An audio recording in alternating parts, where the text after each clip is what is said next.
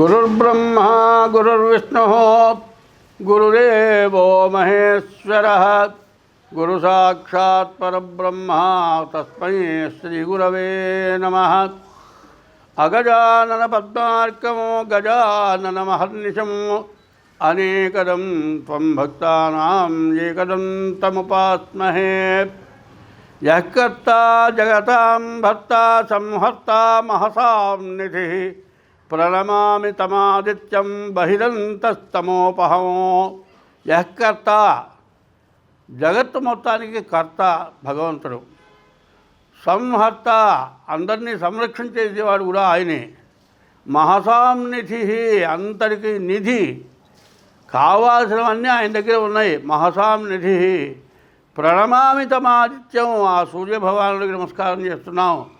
ప్రణమామి తమాదిత్యం బహిరంతస్తమోపహం, లోపల వెలుపల అన్ని చోట్ల అన్ని దేశాల్లో అన్ని చోట్ల నిండి ఉన్నటువంటి భగవంతుడికి నమస్కారం చేస్తున్నాం. అదే పోతన గారు భాగవతంలో పద్యం చెప్పారు. ఒక సూర్యుండు సమస్త జీవులకు తాను ఒక్కొక్కట చెప్తూ పోలిక చేదేముడు, సర్వకాలము మహాలీలం నిజోత్పన్న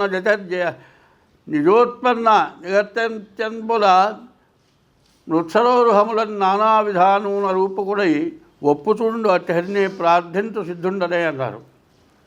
అటువంటి సూర్యభగవానుడే బ్రహ్మ విష్ణు మహేశ్వర స్వరూపం. మనకు మంచి చేసినా చెడు చేసినా ఆయన వల్లే జరుగుతుంది. మంచి జరిగినా చెడు జరిగినా ఆయన వల్లే జరుగుతుంది. అయితే మంచి జరగాలన్నా చెడు జరగాలన్నా ఏమిటయా అంటే కర్మమున బుట్టు జంతువు కర్మమునను వృద్ధుబంధు కర్మమే జనులకు దేవత, కర్మమే సుఖ దుఃఖములకు కారణం అధిప అన్నారు. మనం చేసే మంచి కర్మ వల్ల మంచి జరుగుతుంది, చెడు కర్మ వల్ల చెడు జరుగుతుంది. అందులో ఈ సంవత్సరం క్రోధినామ సంవత్సరం, క్రోధంతో కూడుకున్నది. నవనాయకుల్లో 9 మందిలో 7 పాపలు, 2 శుభులైనారు. అందువల్ల ప్రతి వాళ్ళకి కూడా సరైనటువంటి సద్బుద్ధి భగవంతుడు ఇవ్వటం లేదు. దానివల్ల రకరకాలైన అల్లకల్లోలాలు వస్తున్నాయి. పశ్చిమ బంగాల్లో ఒక అమ్మాయిని చంపారు అంటే ఎవరో చంపారు అనుకోవటం కాదు, ఉన్నటువంటి దేశంలో ఉన్నటువంటి యొక్క ఉపద్రవాల వల్ల జరుగుతున్నాయి. సరే అది అట్లా అనుకోండి, ఎవరో చంపారు, అది వదిలేసేయండి. ఇప్పుడు తెలుగు దేశాల్లో మరి తెలంగాణ ఆంధ్రాలో విపరీతమైన వరదలు వచ్చి ఎంతోమంది చచ్చిపోయిందో బాధపడుతున్నారు. ఇవన్నీ జరగడానికి కారణం ఏంటి? మనం చేసుకున్నటువంటి దుష్కర్మ. సత్కర్మ చెయ్యాలి, సత్కర్మ చేస్తేనే మనం బాగుంటాం. చాలామంది జాతకాలు అడుగుతున్నారు. జాతకాల్లో చెప్పింది కాదు, బాధలు పోగా కొత్త బాధలు వస్తున్నాయంటున్నారు. జ్యోతిష్యం సరిగ్గా లేదేమో అంటున్నారు, సరిగ్గా చెప్పలేదేమో అంటున్నారు, పూజలు సరిగ్గా చేయలేదేమో అంటున్నారు, జపాలు సరిగ్గా చేయలేదేమో అంటున్నారు. కాదు, జ్యోతిష్యం అనేది పూర్వజన్మ దుష్కృతం వల్ల వచ్చేటువంటి బాధల్ని పోగొట్టేది జ్యోతిష్యం. మరి ఇప్పుడు మనం పుట్టిన తర్వాత చేసేటువంటి దుష్కర్మలు, చెడు పనుల వల్ల వచ్చేది వచ్చే జన్మకు అనుభవించాల్సింది. కాబట్టి ఇప్పుడే కొంత 3 వంతులు అనుభవిస్తూ ఉన్నాం. దానివల్ల రకరకాలైన బాధలు వస్తున్నాయి. కాబట్టి జ్యోతిష్యంతో పాటు దైవాన్ని పూజించాలి. దైవే బలే దుర్బలే అన్నారు. దైవ బలం లేకపోతే దుర్బలులు తాత. అందువల్ల జాతకం చూపించుకోవాలి. ప్రతి వాళ్ళు కూడా జాతకం చూపించుకోవాల్సిందే. వేదంలో ఒక భాగం జ్యోతిష్యం, వేదంలో ఒక భాగం సామవేదం సంగీతం, వేదం ఒక భాగం, మరి మంత్రశాస్త్రం కూడా అందులోదే, అన్నీ కూడా దాంట్లోవే. కానీ దైవస్వరూపాలని కూడా వేదంలో నుంచే చూపించారు. కాబట్టి వేద విహితం అంటారు. వేదంలో ఉన్నదాన్ని ఎవరూ కాదనేటువంటి అర్హత ఎవరికి లేదు. వేదంలో భాగమే జ్యోతిష్యం. జ్యోతిష్యం అనేది సాముద్రికం అనేవి 2 ఉన్నాయి. జ్యోతిష్యము అంటే చీకట్లో వెలుగు, అగ్గిపుల్ల గీచి వెలిగించి చూచినట్టుగా చెప్పగలిగిన జ్యోతిష్యం. సాముద్రికం అంటే సముద్రపు అవతల ఒడ్డు కనపడదు, అట్లాంటి అవతల ఒడ్డును చూచినట్లుగా సాముద్రికం చూసి చెప్పగలిగింది సాముద్రికం. ఇటువంటిది కావాలంటే దైవబలం కావాలి. దైవబలం కలిగి జ్యోతిష్యం చెప్పాలి. అందువల్ల ఈ జ్యోతిష్యం చెప్పేటువంటి వాళ్ళు దైవబలం కలిగి దురాశ లేకుండా సత్య ధర్మాలకు కట్టుబడి ధర్మో రక్షత ధర్మాన్ని మనం రక్షిస్తే ధర్మం మనల్ని రక్షిస్తుంది. కాబట్టి ధర్మ పదాన్ని అనుభవించాలి. ఈ ధర్మాన్ని మనం అనుభవించడం అంటే హిందూ దేశంలో సంస్కృత భాష సంస్కరింపబడిన భాష సంస్కృత భాష. సంస్కృత భాషలో నుంచి ఈ జ్యోతిష్యం వచ్చింది. సంస్కృత భాషలో నుంచి హిందీ వచ్చింది. సంస్కృత భాషలో నుంచి తెలుగు వచ్చింది. సంస్కృత భాషలో నుంచి కన్నడ వచ్చింది. ఇన్ని భాషలు కూడా ఈ 4 భాషలు కూడా సంస్కరింపబడినటువంటి భాషలు.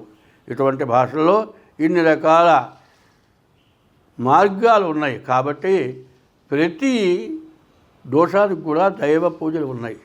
కాబట్టి మీ గ్రహ దోషాలే కాకుండా దైవానికి సంబంధించిన పూజలు ఉంటాయి. అటువంటి పూజలు ప్రతి నెలలో కూడా మా చేత చేయబడతాయి.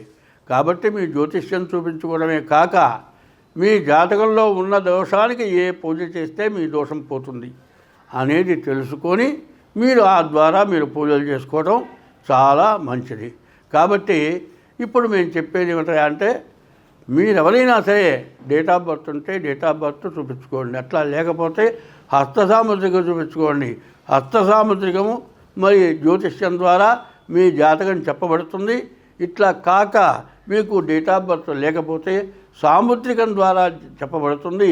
మీకు ఇంకా ఎటువంటి సమస్యలు ఉన్నా కూడా క్యాన్సర్ వచ్చిన వాళ్ళకు కూడా మేము చేసిన పూజలతో మరి ఆ బాధలు పోయి క్యాన్సర్ నుంచి కూడా బయటపడ్డారు. కాబట్టి దైవ సంబంధమైన పూజలు చేయడం జరుగుతుంది. మరి ఈ సెప్టెంబర్ నెల 26వ తారీఖు అమృత మృత్యుంజయ మహాపాశుపదం అమృత మృత్యుంజయ మహాపాశుపదం అనేది చేస్తున్నాం. ఇది చాలా కష్టంతో కూడుకుంది. ఎన్ని రకాల బాధలైనా కూడా పోతాయి దానివల్ల. ఆ అమృత మృత్యుంజయ పాశుపదం అంటే ఉదయం మొదలుపెట్టామంటే రాత్రి ఏ పని అవుతుందో కూడా చెప్పలేము. అటువంటి అమృత మృత్యుంజయ పాశుపదం. పాశుపదం అంటే అర్థం ఏంటంటే ఒకప్పుడు అర్జునుడిని గురించి తిరుపతి వెంకట కవులు రాయబారం నాటకంలో చెప్పారు. పాశుపదంబు చేయకొనియే భర్గుని యుద్ధములోన గెలిచి రాకేశుని లోకమేగి అతడెక్కిన గద్దియ ఎక్కి చేసే సర్వభూమీషుల గెలిచి చేసే పృథివీశ్వరునీశ్వరుని అశ్వమేధి నీకు అసయ్య కాని ఆలమున కన్నును తాకునే భీములొద్దిరా అన్నారు. అంటే ఇది పాశుపదాస్త్రం అంటే ఈశ్వరుడు అర్జునుడికి మెచ్చి ఇచ్చాడు. అర్జునుడికి మెచ్చి ఇచ్చినటువంటి పాశుపదంతో ఇంద్రలోకానికి వెళ్ళి ఇంద్రుడిని గెలిచాడు. మరి ఎన్నో దేశాలను గెలిచాడు. చక్కటి పరిపాలన చేశాడు అర్జునుడు. అందువల్ల ఈ పాశుపదం అనేది మామూలుది కాదు. అందులో రుద్ర పాశుపదం, రుద్ర మృత్యుంజయం, అపమృత్యం అనేది లేకుండా మరణం లేకుండా ఉండేది మృత్యుంజయం. మరి పాశుపదం అంటే పాశుపద అస్త్రం. తర్వాత రుద్రుడు ఈశ్వరుడికి మహారుద్రం అంటే 111 సార్లు రుద్రం చెప్పి మరి మృత్యుంజయ పాశుపదం అమృత మృత్యుంజయ పాశుపదం. మృత్యువుని జయించాలి అంటే మరణాన్ని జయించాలి. మరి అన్ని వ్యాధుల నుంచి బయటపడాలి. ఇప్పుడు వస్తున్నటువంటి వ్యాధులు ఎట్లా ఉన్నాయి అంటే రోగం ఏమిటో తెలియదు, ఎన్ని పరీక్షలు చేసినా తెలియదు, పరీక్షలకి డబ్బులు అవుతాయి చాలా. ఇన్ని పరీక్షలు చేసినా కూడా వ్యాధి నిర్ధారణ కాదు. తీరా వ్యాధి నిర్ధారణ అయ్యేటప్పటికీ మన దగ్గర ఉన్న డబ్బులు లక్షలు కాదు కోట్లు కూడా ఖర్చు అయిపోతున్నాయి. వ్యాధి నిర్ధారణ కావటం లేదు, వ్యాధి తగ్గటం లేదు. వ్యాధి తగ్గటం జరగటమా వ్యాధి తగ్గకపోవటమా తేలేటప్పటికీ మన దగ్గర ఎన్ని తరాల నుంచో సంపాదించిన డబ్బులు ఆస్తులు మొత్తం ఖర్చు అయిపోతున్నాయి, వ్యాధి పోవట్లేదు. అటువంటి వ్యాధులు నిర్మూలన కోసమని అమృత మృత్యుంజయ పాశుపదం అనేది చేస్తున్నాం. 26వ తారీఖు ఇప్పుడు జరుగుతోంది. సెప్టెంబర్ నెల 26వ తారీఖు రోజున అమృత మృత్యుంజయ పాశుపదం జరుగుతుంది. ఇది సామూహికంగా అందరికీ ఉపయోగపడటం కోసం చేస్తూ ఉన్నాం. ఇందులో మీరు కలవాలి అంటే ముందుగా మా నెంబర్కి ఫోన్ చేసి ఫోన్ ద్వారా దానికి తగినటువంటి మూల్యం చెల్లించుకొని మీరు దీంట్లో ముందుగా మెంబర్స్ చేరి ఈ అమృత మృత్యుంజయ పాశుపదం మీ జాతకం చూపించుకొని మీకు ఏదవసరం ఇది అవసరం అన్నిటికీ పనిచేస్తుంది. ఆల్రౌండర్. ఇప్పుడు ప్రతి వ్యాధికి ఏం చేస్తున్నారు, ఒక మందుతో పాటు మరి యాంటీబయాటిక్ చేస్తున్నారు. యాంటీబయాటిక్ అనేది ముందు వ్యాధిని ఆపుతుంది, శాంత నిర్మూలన కావాలంటే మందుతో అవుతుంది. ఇటు మందు యాంటీబయాటిక్ ఎట్లాగో మరి మృత్యుంజయ పాశుపదం అంత విశేషమైంది. కాబట్టి ఎవరైనా సరే ఇది ఇక మళ్ళీ చేయటం అనేది అంత తేలిగ్గా అయ్యేది కాదు. కావాలని మాకు కూడా అవసరం వచ్చి ప్రత్యేకించి చేస్తూ ఉన్నాం. తర్వాత 26వ తారీఖు అమృత మృత్యుంజయ పాశుపదం, 27వ తారీఖు మరి హరే రామ రామ రామ హరే హరే, హరే కృష్ణ కృష్ణ కృష్ణ హరే హరే. ఈ నామం 24 గంటలు ఉదయం 6 మొదలుకొని మరుసటి రోజు ఉదయం 6 గంటల వరకు ఏకాహం అంటారు. ఆయన అవధూతేంద్ర సరస్వతి స్వామివారు అంటారు. ఆయన ఒకప్పుడు ఈ నామంతో ఎంతోమందికి ప్రాణదానం చేశారు. ఆయన రఘువరదాస్ గారు మొట్టమొదటి పేరు. ఆయన సన్యాసాశ్రమం తీసుకున్న తర్వాత అవధూతేంద్ర సరస్వతి స్వామివారు అంటారు. ఆయన నేను చూశాను. ఆయన చేసిన చోట ఎక్కడా కూడా ఎటువంటి సమస్య లేకుండా అందరూ ఆయురారోగ్య ఐశ్వర్యాలతో ఉన్నారు.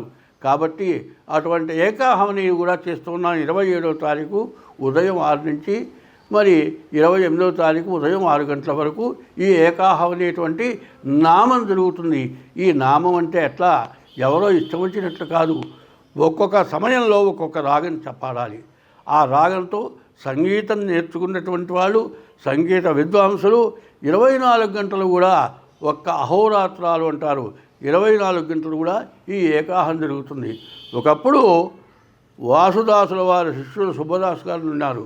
ఆయన దోసకాయ యజ్ఞం అని చేశారు. దోస చెట్టు వేసి విత్తనం వేసి ఆ చెట్టు పెరిగి పెద్దదై కాపు కాసేంత వరకు ఈ ఏకాహం 24 గంటలు అంటే ఒక 6 నెలలు కనీసం ఈ హరే రామనామం చేశారు. ఈ హరే రామనామంలో ఫలం ఏంటంటే హరేర్నామ హరేర్నామయవ కేవలం కలవు నాస్త్యేవ గతిరన్యథ. ఇక ఏదీ గతి లేదు, ఇది తప్పితే మార్గం లేదు, ఇక ఏది దేనివల్ల తగ్గదు అనేటువంటి దానికి ఈ మహామృత్యుంజయము హరేర్నామ సంకీర్తనము దీనివల్ల ఎటువంటి వ్యాధులైనా నిర్మూలన అవుతాయి. పాపం అంతా కూడా హరించిపోతుంది. స్వస్తి. 2024 సెప్టెంబర్ నెల 16 నుండి 30 వరకు మకర రాశి ఫలితాలు. మకర రాశికి ఏలినాటి శని జరుగుతోంది. ఏలినాటి శని 6 సంవత్సరాలు 6 మాసాలు అయిపోయింది. ఇంకొక సంవత్సరం ఉంది. నవంబర్ డిసెంబర్ దాకా కూడా మీకు చాలా కష్టతరమైనటువంటి సమయం. 6 సంవత్సరాలున్నర బాధ ఈ సంవత్సరం పూర్తిగా శని వక్రించడం వల్ల ఇబ్బంది పెడతాడు. కాబట్టి మీరు ప్రతిరోజు కూడా జమ్మి చెట్టుకు ప్రదక్షిణ చేయండి, మారేడు చెట్టుకు ప్రదక్షిణ చేయండి, మారేడు దళాలు తీసుకెళ్ళి ఈశ్వరుడికి ఇవ్వండి. ప్రతి సోమవారం తప్పనిసరిగా శివుడికి అభిషేకం చేయించుకోండి. ప్రతిరోజు కూడా బియ్యపు రవ్వ పంచదార కలిపి పుట్టల దగ్గర మట్టి నేల దగ్గర వెయ్యండి. ఎప్పుడూ కూడా గడపలోకి వచ్చిన వాళ్ళకి ఎవరికైనా సరే అంత దానం చేయండి. ఎవరైనా ఇంట్లోకి వచ్చినట్లయితే వాళ్ళకి పండో ఫలమో మీరు తినేదో వాళ్ళకి పెట్టండి. ఎప్పుడూ కూడా మంచి చేయండి. ఎవరితోనో కలిసి బయలుదేరబాకండి. వాళ్ళు రమ్మన్నారు సరదాగా తిరుగుదామని వెళ్ళబాకండి. అట్లా వెళితే మీకు ఏదో ఒక ఇబ్బంది కలుగుతుంది.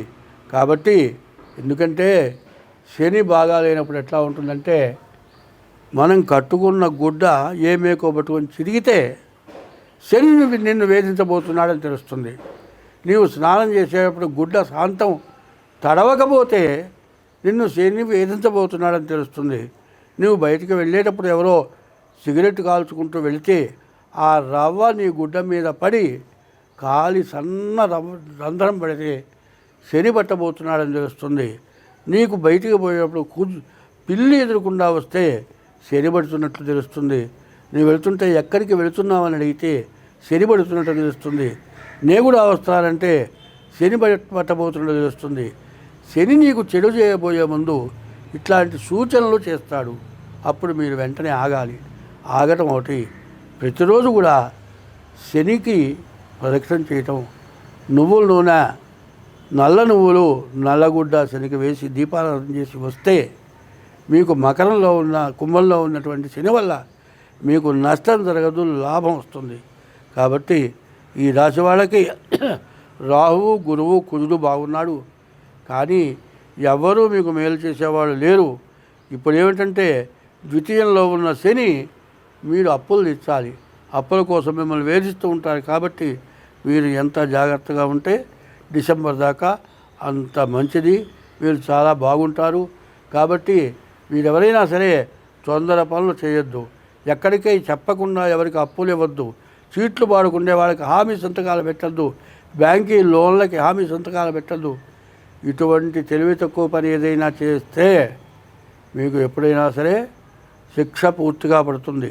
చదువుకుండే పిల్లలు కాపీ కొట్టి కనుక రాస్తే డిబార్ చేస్తారు, ఇక ముందు చదవటానికి అవకాశం ఉండదు.